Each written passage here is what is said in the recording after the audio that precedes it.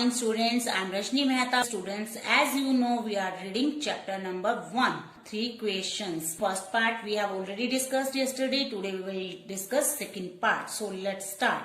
The king turned round. राजा पीछे मुड़ा and so a bearded man, और दाढ़ी वाले व्यक्ति को देखा रनिंग टुवर्ड्स देम, जो उनकी ओर आ रहा था. His hands were pressed against his stomach, उसने अपने हाथों से पेट को दबाया हुआ था.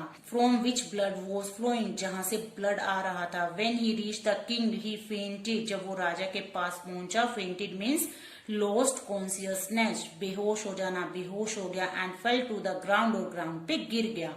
The king and the hermit, king और हर्मिट दोनों ने रिमूव द मैन क्लोथिंग, उस मैन के कपड़े उतारे. And found a large wound in his stomach, और देखा कि उसके स्टमक में बहुत बड़ा वाउंड था, जख्म था. The king washed and covered it with his handkerchief, king ने उसे वॉश किया और अपने हैंकरचीफ से कवर किया. But the blood would not stop flowing, लेकिन ब्लड बहना बंद नहीं हो रहा था. द किंग रीड्रेस्ड, राजा ने फिर से कुछ बांधा.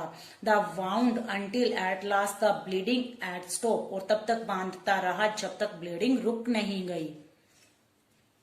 The man felt better and asked for something to drink, man ने अच्छा फील किया और पीने के लिए कुछ मांगा. The king brought fresh water and gave it to him, राजा फ्रेश वाटर लाया और उसे दिया. By this time the sun had set, इस टाइम तक सूरज छिप चुका था. And the air was cool, और एयर ठंडी थी. The king with the hermits help carried the wounded man into the hut, king hermit की हेल्प के साथ वाउंडेड मैन को हट में ले गया. And laid him on the bed, और उसे बेड पे लेटा दिया.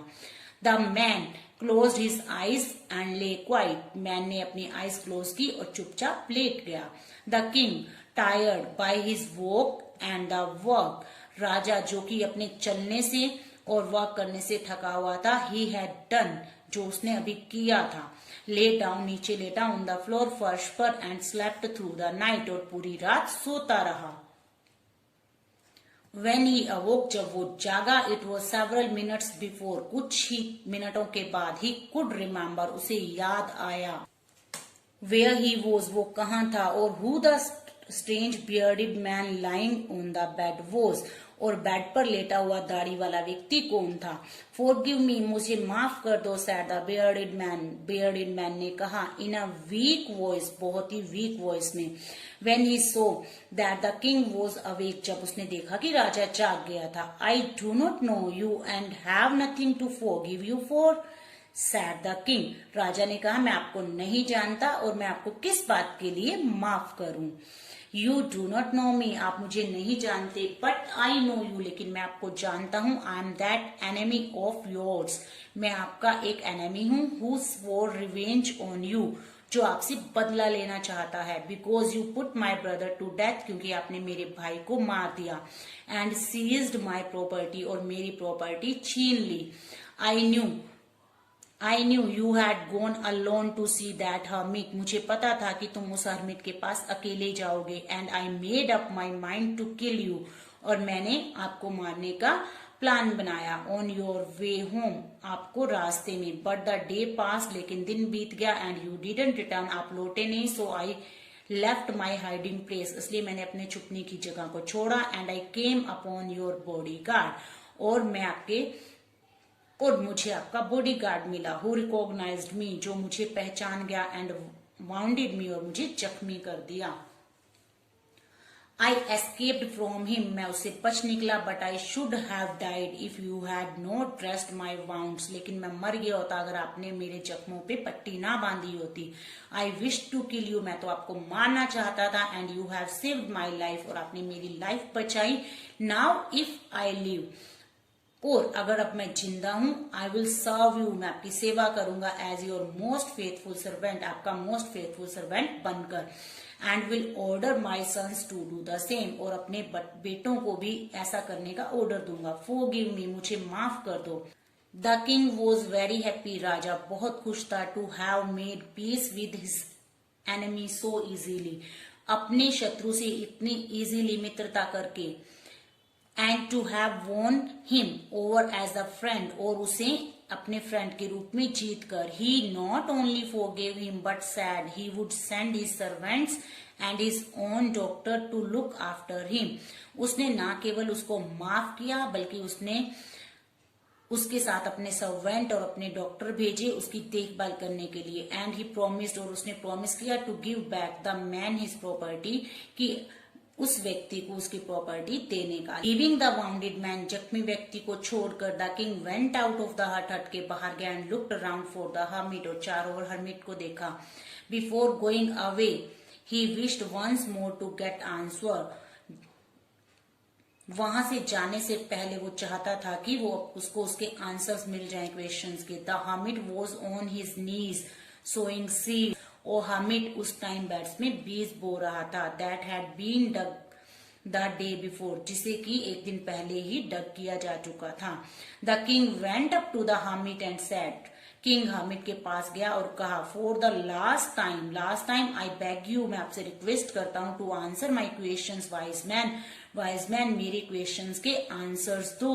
You have already been answered, आपको पहले ही आंसर दिए जा चुके हैं. सैड द हर्मिट, हर्मिट ने कहा. Still bending down to the ground में झुके हुए. And looking up at the king, और राजा को देखकर. As he stood before him, जो कि उसके सामने खड़ा था. How have I been answered, मुझे आंसर कैसे मिल गए हैं. व्हाट डू यू मीन, आपका क्या मतलब है. डू यू नॉट सी, आपने नहीं देखा. रिप्लाइड द हर्मिट, हर्मिट ने आंसर किया. If you had not pitied my weakness yesterday, अगर आपने कल मेरी कमजोरी पे दया ना दिखाई होती, मुझे वर्क करने में हेल्प ना की होती. And had not dug these beds, और इन क्यारियों को ना खोदा होता फॉर मी, मेरे लिए. You would have gone away, तुम अब तक चले गए होते. Then that man would have attacked you, तब वो व्यक्ति आप पे अटैक कर देता. And you would have wished, और आप इच्छा रखते, you had stayed with me, कि काश आप मेरे पास रुके होते. So the most important time was when you were digging the beds, इसलिए मोस्ट इम्पोर्टेंट टाइम था जब आप मेरी क्यारियां खोद रहे थे. And I was the most important man, और वो इम्पोर्टेंट मैन मैं था.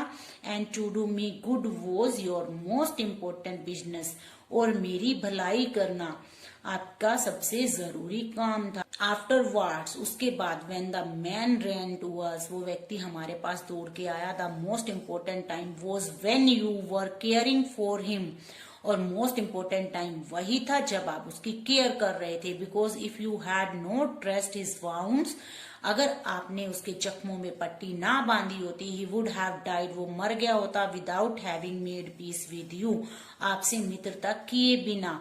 सो he was the most important man, इस तरह से वो मोस्ट इम्पोर्टेंट मैन था. And what you did for him was your most important business, और आपने जो उसके लिए किया वो सबसे इम्पोर्टेंट काम था उस time.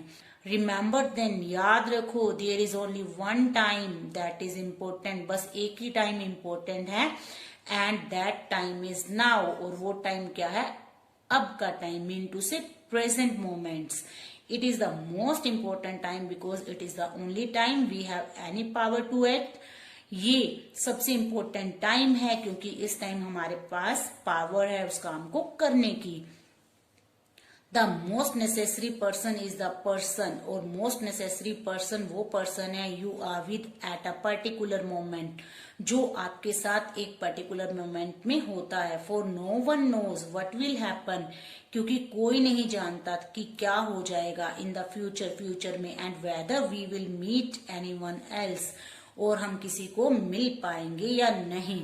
The most important business is to do that person good, और मोस्ट इम्पोर्टेंट काम होता है उस पर्सन की भलाई करना. Because we were sent into this world for that purpose alone, क्योंकि हमें इसी पर्पज के लिए इस दुनिया में भेजा गया है. In this way students, king got the answers of his questions, and the answer of his first question was the most important time to do something is now, because it is the only time we have any power to act. And the answer of second question was the most necessary person is the person we are with at a particular moment. And the answer of third question is the most important business is to do that person's good.